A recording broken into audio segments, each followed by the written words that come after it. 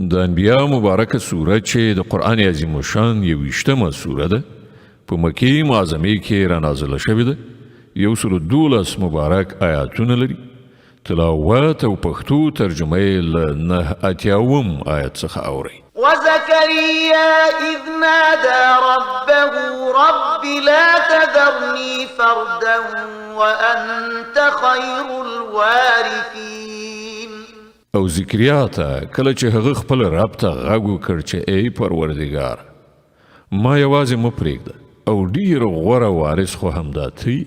فاستجبنا له ووهبنا له يحيى وأصلحنا له زوجه إنهم كانوا يسارعون في الخيرات ويدعوننا رغبا ورهبا وكانوا لنا خاشعين.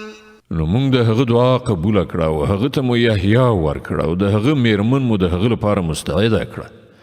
دغه کسانو د نیکۍ په چارو کې منډې تړلې کولې او موږ یې له رغبته ویرې سره بللو او زموږ په وړاندې غاړه ایښودونکي وو. والتي أحصنت فرجها فنفخنا فيها من روحنا وجعلناها وابنها آية للعالمين. او هغه نجلۍ چې هغې د خپلې پاکلمنۍ ساتنه کړې وه موږ په هغې کې خپل روح پوکړ او هغه او د هغې زوی مو د ټولې نړۍ لپاره نښانه وګرځوله. إن هذه أمتكم أمة واحدة وأنا ربكم فاعبدون. دغه ستاسې امت په حقیقت کې ایکی یو امت دی او زه ستاسې رب یم نو تاسې زما عبادت وکړئ. وتقطعوا أمرهم بينهم كل إلينا راجعون. خدا د خلکو قصور دی چې هغوی په خپلو منځو کې خپل دین ټوټې ټوټې کړ. د ټولو زمونږ لوري ته راګرځېدل دي. فمن يعمل من الصالحات وهو مؤمن فلا كفران لسعيه وإنا له كاتبون. نو څوک چې ښه عمل وکړي په داسې حال کې چې هغه مؤمن وي نو د هغه د هلو ځلو بې قدري به ونه شي او موږ هغه لیکو. وحرام على قرية أهلكناها أنهم لا يرجعون. او دا نشي کېدای چې کومه سیمه چې موږ هلاکه کړي وي هغه بیرته راوګرځېدای شي. حتى إذا فتحت يأجوج ومأجوج وهم من كل حدب ينسلون. واقترب الوعد الحق فإذا هي شاخصة أبصار الذين كفروا يا ويلنا قد كنا في غفلة من هذا بل كنا ظالمين. تر دې پورې چې کله د یاجوج او ماجوج لاره پرانستله شي او هغوی له هرې هسکې نه په راکوزېدو شي او د حقې وعدې د پوره کېدو وخت رالنډ شي نو په ناڅاپي توګه به د هغو کسانو سترګې ټیغې ټیغې ووځي چې هغوی کافران شوي وو. وبه وایه هی زموږ بده بخته موږ د دې شي له لوري په غفلت کې لوېدلي وو بلکې موږ ظالمان. إنكم وما تعبدون من دون الله حصب جهنم أنتم لها واردون. بېشکه تاسې ای کافرانو او ستاسې هغه معبودان چې تاسې د هغو عبادت کوئ د دوزخ د سون مواد یاست. هملته ستاسې ورتګ دی. لو كان هؤلاء آلهة ما وردوها وكل فيها خالدون. لهم فيها زفير وهم فيها لا يسمعون. که دوی په رښتیا خدایان وای نو هلته یعنې دوزخ ته به نه وتللي. اوس د ټولو د تل لپاره هملته اوسېدل دي. هلته به هغوی کوکارې وهي او حال به یې دا وي چې په هغه کې به هغوی آواز وانه اورېدلی شي.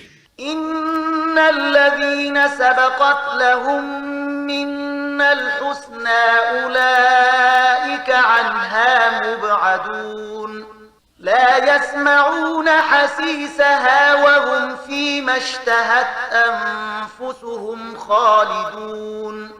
پاتې شول هغه خلک چې د هغو لپاره زموږ له پلوه د ښېګڼې فیصله د مخه شوي وي، نو هغوی به په باوري ډول له دوزخ نه لرې وساتل شي.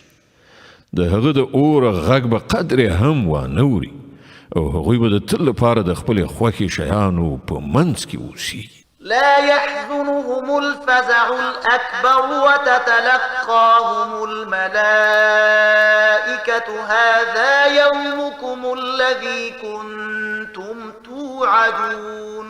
هغه د زیاتې ورختایي وخت به هغوی یو بل سره اندېښمن نه کړي او پرېښتو به له هغو سره لاس تر لاسه نیولي وي چې دغه ستاسې همغه ورځ ده چې تاسې سره د هغې وعده کېدله.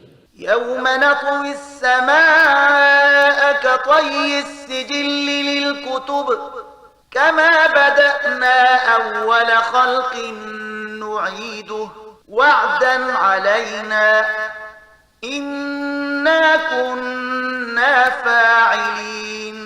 هغه ورځ چې موږ اسمان داسې ونغاړو لکه چې په دفتر کې پاڼې تاول کیږي. په کوم ډول چې موږ لومړی ځل د هستونې پیل کړی وو، په همغه شان به موږ بیا هغه دوهم ځل تکرار کړو. دا یوه وعده ده پر موږ باندې او موږ ارومرو د دې کار کوونکي یو.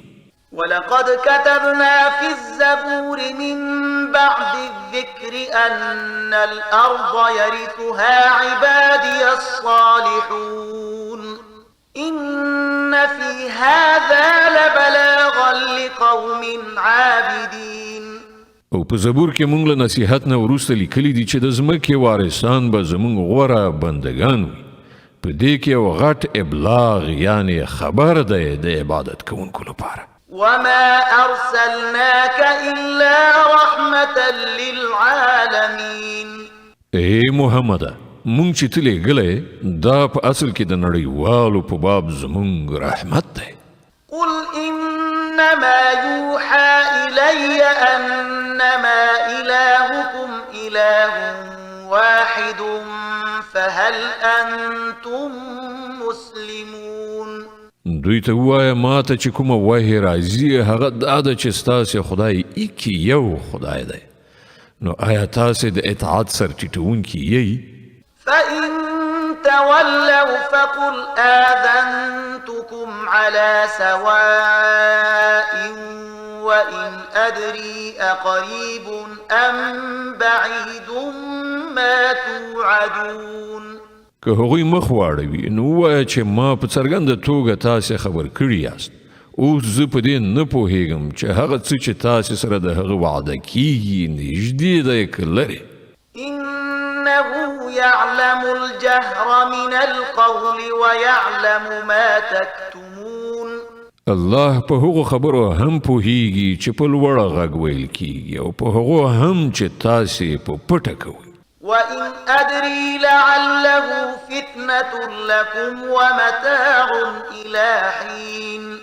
زه خدا فکر کوم چې ښایي دا ځنډېدل ستاسې لپاره یوه فتنه ده او تاسې ته د یوې ټاکلې نیټې پورې د خوندونو اخیستلو فرصت درکول کیږي. قال رب احكم بالحق وربنا الرحمن المستعان على ما تصفون. په پای کې پیغمبر وویل چې ای زما رب په حق سره فیصله وکړه او ای خلکو تاسې چې کومې خبرې جوړوئ د هغو په مقابل کې زموږ مهربان رب زموږ لپاره د مرستې آسره ده.